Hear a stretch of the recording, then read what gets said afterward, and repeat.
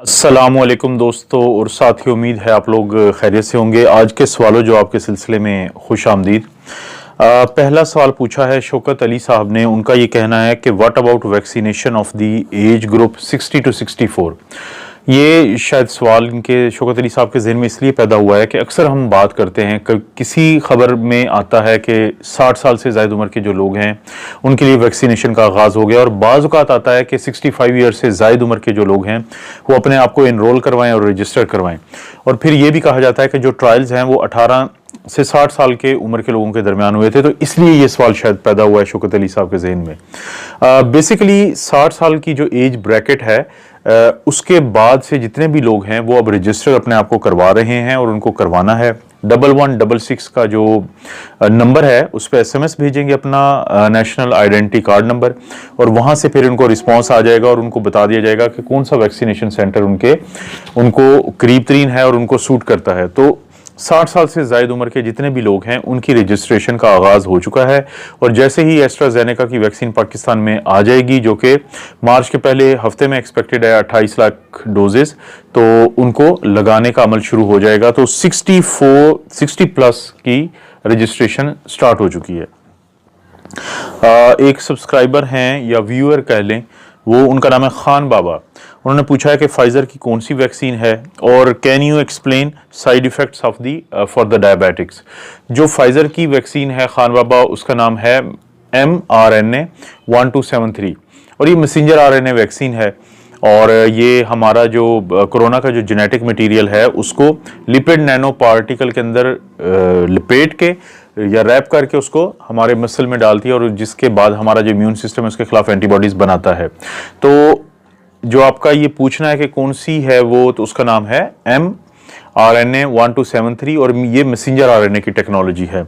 और जहाँ तक डायबिटिक्स जो डायबिटिक है यानी शुगर के मरीज़ के में इसके साइड इफ़ेक्ट्स की बात है, तो वो जो साइड इफ़ेक्ट हैं वो वही हैं जो बाकी लोगों में हो सकते हैं। क्योंकि इब्तदाई तौर पे अगरचे समझा गया था कि बहुत जो जिनकी उम्र ज़्यादा होती है, 98 है, 99 है, 100 है, 100 से ज़ायद है या 85 से ज़ायद है, तो वो बहुत क्योंकि कमज़ोर होते हैं, तो उनमें जो आम साइड इफ़ेक्ट भी आते हैं तो वो ख़तरनाक साबित होते हैं। लेकिन अभी यही कहा जाता है कि अगर किसी की भी एज 75 से नीचे है, 80 से नीचे है, तो अमूमी तौर पे उनमें वही साइड इफ़ेक्ट आते हैं जो पहले 2 दिन किसी भी वैक्सीन की शक्ल में आते हैं, जैसे कि इंजेक्शन वाली जगह पे दर्द का होना, बुखार होना, हल्का जिस्म में दर्द का होना, तो आमतौर पे वो पैरासीटामोल से ठीक हो जाते हैं। तो डायबिटिक्स के अंदर जो साइड इफ़ेक्ट्स हैं वो वही हैं जो बाकी किसी शख्स में आते हैं।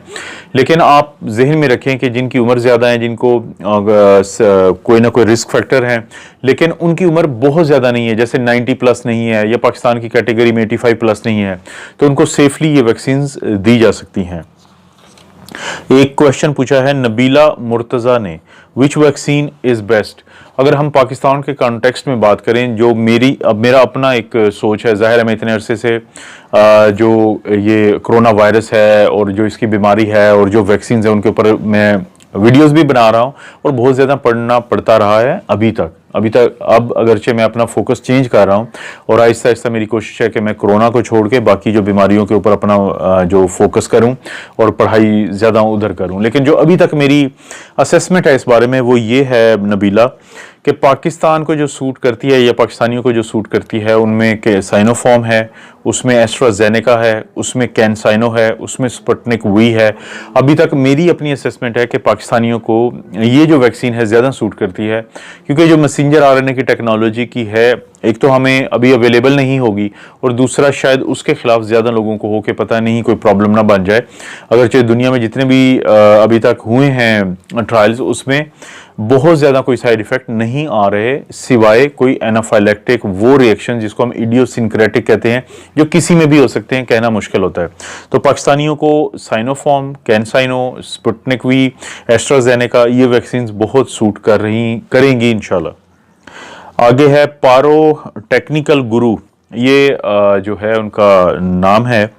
या उन्होंने एक क्वेश्चन पूछा है जो शायद ईरान वाली जो वीडियो है मेरी, कि उसमें वहाँ पे जो यूके का वेरिएंट है कि उसके केसेस आए हैं, तो उस बारे में उन्होंने कहा है कि यानी अब दोबारा से वही 2020 वाला जो है सारा रिवर्स हो जाएगा, सेम टू सेम वायरस दिमाग ख़राब हो गया है।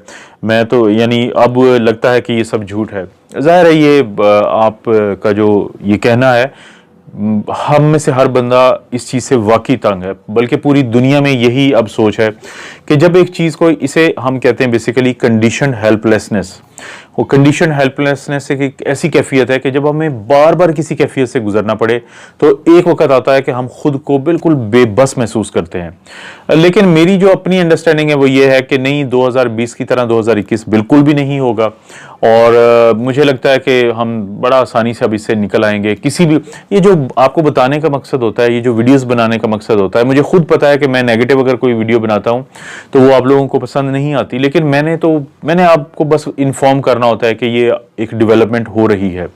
लेकिन ये मुझे 100% इंशाल्लाह यकीन है कि हमारे लिए 2021 जो है इस पैंडेमिक से निकलने का टाइम है और हम बहुत बेहतरी की तरफ जाएंगे। लेकिन थोड़ा सा हमने एक सूझबूझ के साथ चलना है, क्योंकि बीमारी है, बीमारी आपके जज्बात नहीं देखती, और जो आप बात कर रही हैं उसमें या कर रहे हैं, जो भी आप हैं पारो ज़ाहिर टेक्निकल गुरु, आपने जो बात की है ये नेचुरल है, ये इंसानी फितरत के ऐन मुताबिक रवैया है।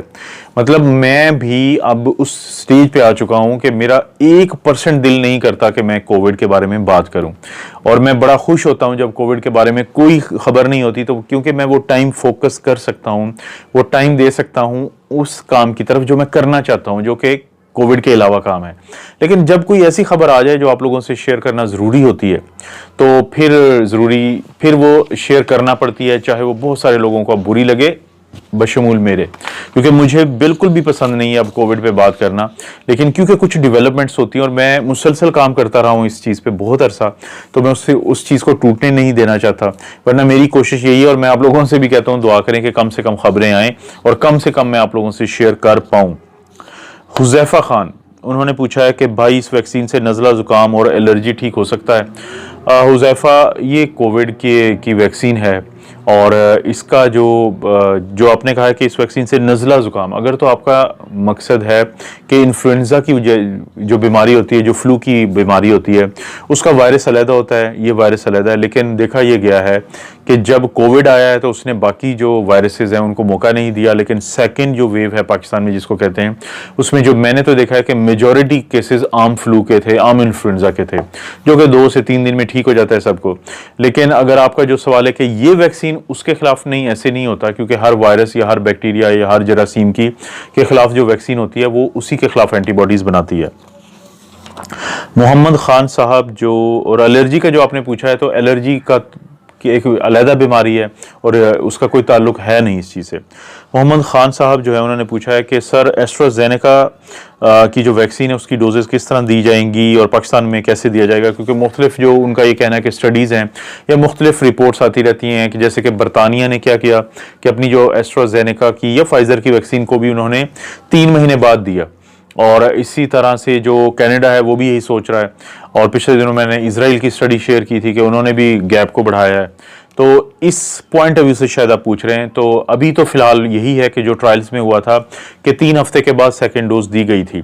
लेकिन दुनिया में अब ये डिस्टेंस डेवलप हो रही है कि अगर आप 2 से 3 महीना डिले भी करते हैं सेकेंड डोज को, तो उससे कोई ज़्यादा नुकसान नहीं होगा, बल्कि पहली डोज भी काफ़ी फ़ायदा देती है।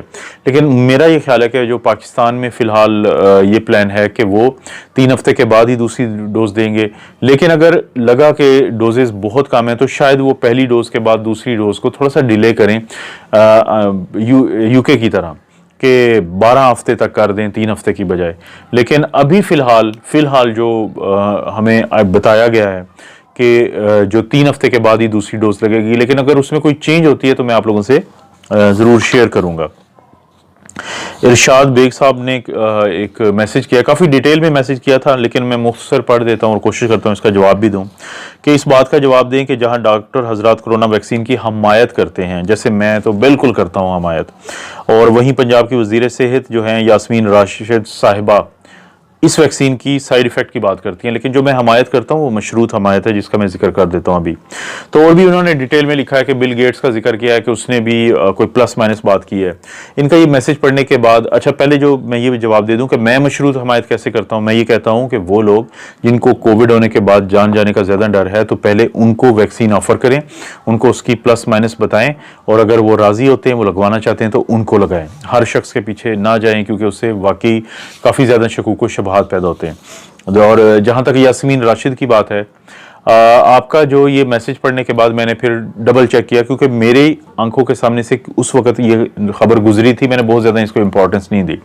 लेकिन 2 फरवरी को उन्होंने ये बयान दिया था कि वैक्सीन के साइड इफ़ेक्ट हो सकते हैं, इसलिए लोग अपनी ज़िम्मेदारी पे लगवाएं। तो मेरा ख्याल है ये एक गैर जिम्मेदार बयान है, क्योंकि उनकी जो पोजीशन है वो एक ज़िम्मेदार पोजीशन पे, एक पब्लिक ऑफिस होल्डर हैं वो। पंजाब की सूबाई जो वज़ीर सेहत हैं, उनको ये कहना उनका कि हो सकते हैं इसके साइड इफ़ेक्ट आएँ, तो आप अपनी ज़िम्मेदारी पे लगवाएं। बल्कि उनका ये बनता है, उनकी पोजीशन का या हुकूमत का नुमाइंदा होने के तौर पे, कि वो मुकम्मल तौर पे पहले डेटा का जायज़ा लें। क्योंकि कहा यह जाता है ख़ासतौर पे WHO की तरफ से कि कम से कम 2 महीने का सेफ्टी डेटा चाहिए होता है। तो अगर वो कन्विंस होती हैं एज ए गवर्नमेंट ऑफिशियल कि ये जो वैक्सीन है इसके लगने के बाद साइड इफ़ेक्ट नहीं आएंगे, तो वो लोगों को बताएं कि ये एक महफूज है, अभी तक का जो डाटा हमें ये बताता है, और तारीखी तौर पे वैक्सीन्स के जो सेफ्टी है या जो उनका महफूज होना है वो कितना अरसा के बाद उसके बारे में पता चल जाता है। लेकिन अगर उनको लगता है कि झोल है डाटा में और वो कन्विंस नहीं है, तो फिर वो लोगों को ये बताएं कि डाटा में एक प्रॉब्लम है, तो अभी हम नहीं कह सकते कि ये सेफ होगा या नहीं, तो हम उसको लॉन्च नहीं अभी कर रहे। लेकिन जब लॉन्च भी किया जाए और ये भी कहा जाए कि हो सकता है कि साइड इफेक्ट आ जाए, तो वाकई लोगों में शकूक व शुबहात पैदा होंगे। मैं आपको एक मिसाल देता हूँ कि ऑस्ट्रेलिया में आज या कल में ये लॉन्च हुई है फाइजर। तो फाइजर की वैक्सीन पहले हो रही है, उसके बाद वो एस्ट्राजेनेका को लॉन्च करेंगे, क्योंकि उन्होंने अप्रूव कर दिया है। तो सबसे पहले किसने लगवाई है वहां पे वैक्सीन? स्कॉट मॉरिसन, उनका जो प्राइम मिनिस्टर है। जब यूएई में हुई थी तो किसने लगवाई थी? उनके रूलर ने लगवाई है। जब सऊदी अरेबिया में हुई थी तो किसने लगवाई थी? मोहम्मद बिन सलमान ने लगवाई थी। जब इसराइल में हुई थी उनके प्राइम मिनिस्टर ने लगवाई थी। जब अमेरिका में हुई थी वैक्सीन लॉन्च हुई है तो किसने लगवाई थी? जो बाइडन ने लगवाई है, कमला हैरिस ने लगवाई है। तो आप अक्सर जो ममालिक में देखेंगे कि उनके लीडर्स ने लगवाई हैं। लेकिन अगर आप पाकिस्तान में देखते हैं तो आपको नहीं नजर आता, ये आपको नहीं नजर आता कि आपके जो टॉप की एलीट है, जो बड़े लीडर्स हैं, उनमें से किसी ने लगवाई हो। कि तो फिर लोगों को शकूक को शुबहात इसलिए पैदा होते हैं। तो होना ये चाहिए कि जब 60 ईयर्स की ब्रैकेट का ये आगाज़ हो जाएगा, तो सबसे पहले जो हमारे ये सियासतदान आते हैं, ये हमारे जो लीडर्स हैं सारे, या जो हमारे जो ब्यूरोक्रेट्स हैं, उनको चाहिए कि वो ऑन कैमरा लगवाएं दुनिया की लीडरशिप की तरह। तो इस तरह लोगों के अंदर एक एतमाद बहाल होगा। लेकिन जब ऐसा नहीं होता तो लोगों के अंदर फिर शकूक व शुबहात पैदा होते हैं। आज का जो आखिरी क्वेश्चन है, वो जो व्यूअर हैं उनका नाम अगरचे फैसल रहमान है, लेकिन इंटेलिजेंट के नाम से है उनका। तो उन्होंने मुझसे ये पूछा है कि मेरी जो वीडियोस हैं उनकी एडिटिंग ठीक नहीं होती। कि थैंक यू फैसल कि आपने स्टफ़ की बात की है कि वो तो बेहतर होता है कि जो मेरा कंटेंट है, लेकिन एडिटिंग की बात किया। वो पूछ रहे हैं कि अगर आप खुद करते हैं तो फिर तो समझ में आती है, लेकिन अगर आप किसी से करवाते हैं तो एडिटिंग की उन्होंने मुझे ऑफ़र की है कि मैं अगर उनको ग्रीन पर्दा जो है उस पर अपनी वीडियो दे दूं तो वो उसको एडिट करके मुझे दे देंगे। फैसल, पहले तो बहुत शुक्रिया, थैंक यू सो मच आपकी कंसर्न का। दूसरी बात ये है कि मैंने तो कभी सोचा भी नहीं था कि मैं वीडियोस बनाऊंगा, और वो भी एडिटिंग। ये एडिटिंग मैं खुद ही करता हूँ, इसीलिए तो इतनी एमेच्योर होती है, और इसीलिए आपको उसमें काफ़ी फ्लॉज नज़र आते हैं। यानी कि मेरा ना फील्ड था ये, और ना ही मुझे कुछ एडिटिंग का आता था। तो अब तो यानी मैं खुद ही एडिटिंग करता हूँ, इसलिए आपको ये जो जितनी भी नज़र आते हैं इश्यूज। लेकिन अब क्योंकि मैं एक ही चैनल पे फोकस कर रहा हूँ, मेरा जो दूसरा चैनल है उसका स्टेटस चेंज हो चुका है। मैं आपको वो भी थोड़ा एक्सप्लेन कर देता हूँ कि वो चैनल अब अगरचे नाम मेरे पे है, लेकिन वो 2 यतीम बच्चे हैं, वो उनका चैनल है। वो मैंने किसी दौर में आपको लोगों को बताया था कि कराची में एक मेरे दोस्त हैं, एक फैमिली जो है उनकी जो हॉस्पिटल में वो जॉब करती थी, उनकी मिसेज, उनको कोविड हुआ था, मैंने शेयर किया था। लेकिन फिर कराची में हुई बारिशें, वो हुई थी अगस्त में, तो उन बारिशों में वो जो मेरे दोस्त थे उनकी डेथ हो गई अगस्त के बिल्कुल एंड पे। और फिर वो फैमिली लाहौर शिफ्ट हुई, तो उनके 2 बच्चे हैं छोटे। बेटी है 2.25 साल की और बेटा है 4 साल का, इंशाल्लाह अप्रैल में हो जाएगा। तो अगरचे मैं कोशिश करता हूँ कि मैंने मेरी कुछ कमिटमेंट्स हैं उस फैमिली के साथ कि उनको सपोर्ट करने के पॉइंट ऑफ व्यू से, लेकिन ये है कि अभी बच्चे क्योंकि बड़े हो रहे हैं और स्कूल में जाना शुरू हो जाएंगे, अभी रिसेंटली उनका इंशाल्लाह सब प्लान है, तो मैं ये चाहता था कि कोई ऐसा उनके पास सोर्स ऑफ इनकम हो कि जो उनको आगे हेल्प करे। तो ये जो चैनल है सेकंड वाला, तो ये अब उनका चैनल है, वहाँ पे इसीलिए आपको जो कुकिंग की जो वीडियोस नज़र आती हैं वो उन बच्चों, वो उस घर की हैं, और वो सारा जो भी है वो उन बच्चों के सपोर्ट के पॉइंट ऑफ व्यू से है। अगरचे मैं उसके अलावा भी उनको सपोर्ट करता भी हूँ और इंशाल्लाह कंटिन्यूसली करूँगा भी। और जो दोस्त मुझे फेसबुक से जानते हैं या वो फ़र्ज़ करें कि मेरा कभी स्टेटस देखते हैं व्हाट्सएप पे, तो 2 बच्चों के साथ मेरी वीडियोज़ हैं और मेरी पिक्चर्स होती हैं, तो ये दोनों वही बच्चे हैं। तो क्योंकि मुझे पहली दफ़ा अंदाज़ा हुआ है कि बहुत मुश्किल होता है यतीम बच्चों के लिए, लेकिन खैर अभी छोड़ देते हैं उस बात को। तो ये जो चैनल है इस पे अब मेरी फोकस है। अब मैं एडिटिंग आपको ने जो ऑफर की है, मैं कोशिश करूंगा मैं अपनी कोई वीडियो आपको भेजूं, और मैं कोशिश करूंगा कि या तो एडिटिंग खुद सीखूं या फिर कोई प्रोफेशनल एडिटर जो है वो हायर करूं। क्योंकि देखें, मैं ये सारे मेरे जो प्लान्स रुके हुए थे, पहले कोविड की वजह से रुके हुए थे, क्योंकि कोविड की वजह से काफ़ी मुश्किल हो गया था टाइम निकालना, और फिर बाद में अगस्त के बाद से मैं काफ़ी ज़्यादा बिजी हो गया, क्योंकि मैं कम अज़ कम डेली का मेरी कोशिश होती है कि 1 से 2 घंटा उन बच्चों को ज़रूर देता हूं, क्योंकि वो बच्चे बड़े हो रहे हैं और एक अच्छा वो माशरे में एक अच्छे इंसान बने। कोशिश यही है कि उनकी ज़िंदगी में कोई ना कोई ऐसा फादर फिगर हो जो उनको कुछ छोटी मोटी चीज़ पे आगे गाइड भी कर सके। फैसल, ये बड़ी पर्सनल सी बातें थी, लेकिन शेयर करना इसलिए ज़रूरी है कि पिछले दिनों बहुत सारे लोगों ने सपोर्ट किया हमें उस चैनल के लिहाज से, क्योंकि पहली दफ़ा एहसास हुआ इस बात का कि नहीं, उम्मीद है कि मिल के कुछ ना कुछ हो सकता है उन बच्चों के लिए। तो ये था आज का सवाल और जवाब का सिलसिला, और बहुत शुक्रिया आप लोगों का क्वेश्चन पूछने का। और मैं आपसे एक दफ़ा फिर रिक्वेस्ट करूंगा कि कमेंट्स में आप लोगों ने कोई सवाल पूछना चाहें कोविड के अलावा भी तो आप ज़रूर पूछें, और अगर एडिटिंग के लिहाज से आप लोग कुछ मशवरा देना चाहें तो आप मुझे ज़रूर मशवरा दें। मुझे बिल्कुल एडिटिंग नहीं आती, लेकिन मैं कोशिश करता हूँ कुछ ना कुछ करने की।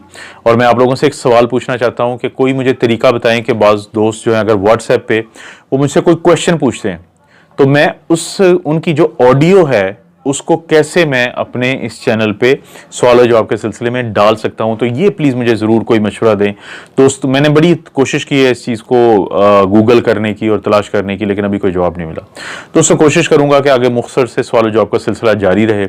आप लोग अपना और अपनी फैमिली का ख्याल रखें। अल्लाह ताला आपको और आपकी फैमिली को हर किस्म की बुराई, बीमारी और आजमाइश से महफूज रखे।